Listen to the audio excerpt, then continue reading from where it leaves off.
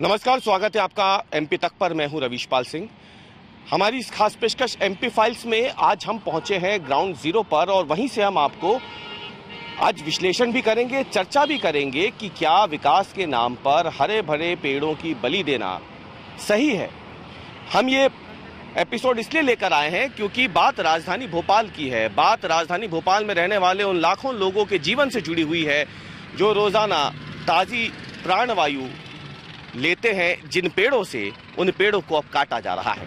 पीछे तस्वीरों में आप देख सकते हैं हजारों की संख्या में पेड़ कटे हुए हैं और ये पेड़ कटे हैं एक सड़क के चौड़ीकरण प्रोजेक्ट की वजह से। ये जो आप ठूंठ देख रहे हैं ये 2 से 3 दिन पहले तक हरे भरे पेड़ थे। आप देखिए पत्तियां भी अभी तक गीली हैं, सूखी नहीं है, लेकिन इन पेड़ों को अब विकास के नाम पे काट दिया गया है। तो विकास के नाम पे अंधाधुंध ये जो कटाई हो रही है, विकास के नाम पे उत्खनन जो हो रहा है, सेव अरावली कैंपेन देश भर में चल रहा है। राजस्थान, दिल्ली, हरियाणा में जो अरावली पर्वत श्रृंखला है उसे बचाने के लिए, तो इसी बीच में राजधानी भोपाल में भी अब लोग एकजुट हो रहे हैं यहाँ की हरियाली को बचाने के लिए। उन्हीं में से एक है नितिन सक्सेना, जिन्होंने एक याचिका लगाई थी कि भोपाल में अयोध्या बाईपास का ये जो काम चल रहा है यहाँ पर पेड़ों की कटाई को रोका जाए, क्योंकि ये जो रोड बन रही है मेरी बाईं तरफ अगर आप देखें यही अयोध्या बाईपास है जिसके चौड़ीकरण का प्रोजेक्ट शुरू हो गया है और इसी के लिए हजारों पेड़ों को काटना पड़ेगा। यहाँ पे कई हजार कट चुके हैं, अभी कई हजार पेड़ कटना बाकी है। तो नितिन जी हमारे साथ मौजूद है। नितिन जी, सबसे पहले तो हम ये जानना चाहेंगे कि पूरा प्रोजेक्ट जो है इसमें कितने पेड़ों की बलि दी जाने वाली है?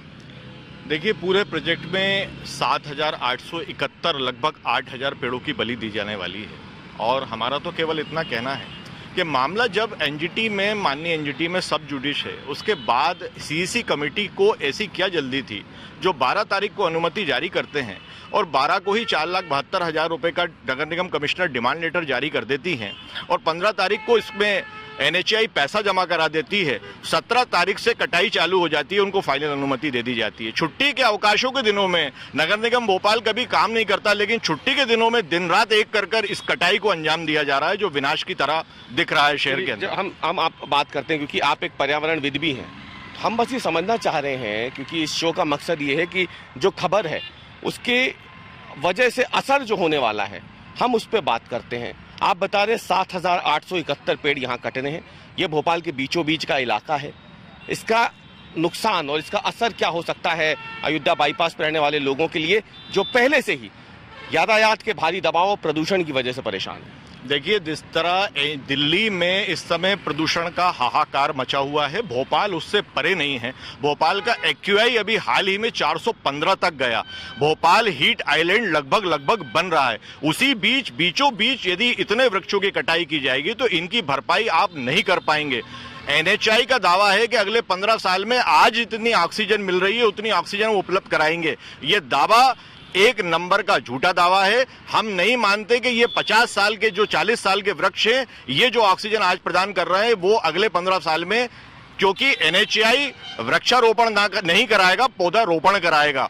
ऐसी इस बात की गारंटी नहीं है कि इन वृक्षों का संरक्षण कौन करेगा। और ऑलरेडी जब इस रोड के समांतर एक वैकल्पिक मार्ग जिसे 11 मील जिसे सहारा बाईपास के नाम से जानते हैं, जब पहले से मौजूद था तो फिर इस सड़क की आवश्यकता ही क्या थी? और यदि सरकार को पब्लिक ट्रांसपोर्ट देना भी था तो यहां पर 16 किलोमीटर की मेट्रो चला दी जाती ताकि दोनों तरफ का वातावरण सुरक्षित बना। ये एक पेड़ जब कटता है तो कितने पौधे लगेंगे एक पेड़ के बदले में ताकि उसकी कुछ हद तक भरपाई हो सके? आपको क्या लगता है, क्या इस पे भी कोई बात एनजीटी की तरफ से कही जाती है या कोई एनजीटी निर्देश जारी करता है कि एक पेड़ के बदले कितने पौधे लगाने?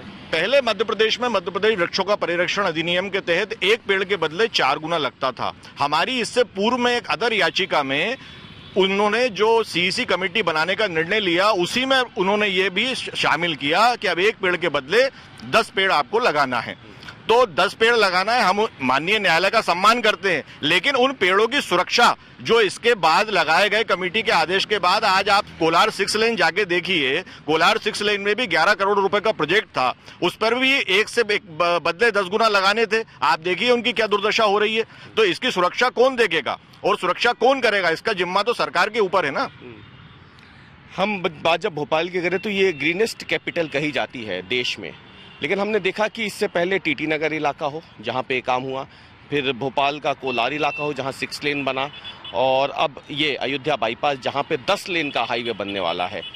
तो क्या कोई विकल्प होता है पेड़ों को बचाने के लिए कि इस प्रोजेक्ट को तो लाना ही आज नहीं तो कल, क्योंकि यातायात का दबाव तो है ही, तो विकास के काम तो होंगे, प्रोजेक्ट तो आएंगे, सड़क चौड़ी भी होंगी, लेकिन क्या इकलौता यही एक विकल्प मौजूद रहता है कि पेड़ों को हटा दो, या फिर कोई दूसरी तकनीक भी है जिससे इन पेड़ों को काटने की बजाय कोई दूसरी तकनीक का इस्तेमाल करके इनको दोबारा कहीं शिफ्ट किया जाए? देखिए, विदेशों की बात करें हम, जापान, जर्मनी, यहाँ पर आप देखेंगे कि पेड़ कटना अंतिम विकल्प होता है। विकास से परहेज नहीं है, विकास अनुशासित होना चाहिए। ये अनुशासित विकास नहीं है। आप यहाँ पर चाहते तो इन पेड़ों को हटाकर ट्रांसप्लांट कर सकते थे, ट्रांसप्लांटेशन करते थे। अभी एक याचिका माननीय हाईकोर्ट भी सुन रहा है, उसमें उसमें चूंकि हम इंटरविनर थे, हमने अपनी तरफ से ये बात रखी थी कि मध्य प्रदेश में ट्रांसप्लांटेशन की नीति नहीं है। लास्ट मंथ में उन्होंने निर्देश दिया है सरकार को, ट्रांसप्लांटेशन की नीति बनाए। सरकार तत्काल ट्रांसप्लांटेशन की नीति बनाती और इन वृक्षों को ट्रांसप्लांट भी किया जा सकता था। हालांकि देखिए, में चलते चलते बात करते हैं, NHAI तो कह रहा है कि ये जो पेड़ कटे हुए हैं, ये जो हम दिखा रहे हैं सामने बार बार तस्वीरों में भी, वो एक पेड़ के बदले में कई पेड़ लगाने वाला है। और वो बता भी रहे हैं कि हमने सीहोर के पास जो टोल नाका पड़ता है वहाँ पे भी हमने कुछ पेड़ लगाए हैं। आगे भी उनका कहना है कि हम आगे भी पेड़ लगाएंगे, मतलब पेड़ कटेंगे यहाँ लेकिन लगेंगे भोपाल के बाहर। देखिए, यही एक दुर्भाग्य है इसमें कि पेड़, मध्य प्रदेश वृक्षों का परिरक्षण अधिनियम जब आप स्पष्ट तौर से देखेंगे, उसमें स्पष्ट लिखा है कि जहां पेड़ कटेंगे वहीं आसपास पौधारोपण, वृक्षारोपण होगा, ताकि वो तो जगह नहीं है, लेकिन यहाँ जगह नहीं है तो उनको इन पेड़ों की कटाई रोकने के लिए या पेड़ों की बचाने के लिए अंतिम प्रयास तो करना था। हम उनको बता तो रहे हैं कि ऑलरेडी वैकल्पिक मार्ग मौजूद था, तो इस रोड की आवश्यकता ही क्या थी? यहाँ के रहवासियों का जीना दूभर हो जाएगा। दादा, अभी क्या स्थिति है यहाँ? अभी ये स्थिति है, अभी बहुत ज्यादा यहाँ पर देखिए आप, हरियाली है, सेंटर पॉइंट है ये, और आज कम से कम यहाँ पर हजारों वृक्ष हैं ये, और ये वृक्ष जीवित हैं।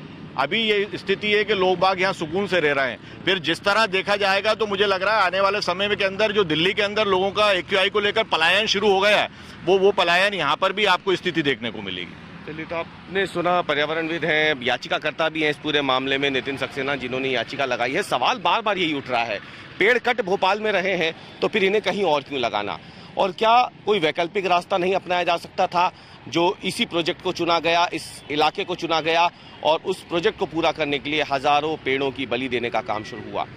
बहस का विषय है ये। एक तरफ अरावली पर्वत श्रृंखला को बचाने के लिए मुहिम चल रही है, तो सवाल उठता है कि इन पेड़ों को बचाने के लिए, भोपाल की हरियाली को बचाने के लिए मुहिम कब शुरू होगी। हमारी आज की चर्चा में इतना ही। MP फाइल्स के एपिसोड में कल हम फिर हाजिर होंगे एक नए मुद्दे के साथ। तब तक के लिए देखते रहिए MP तक।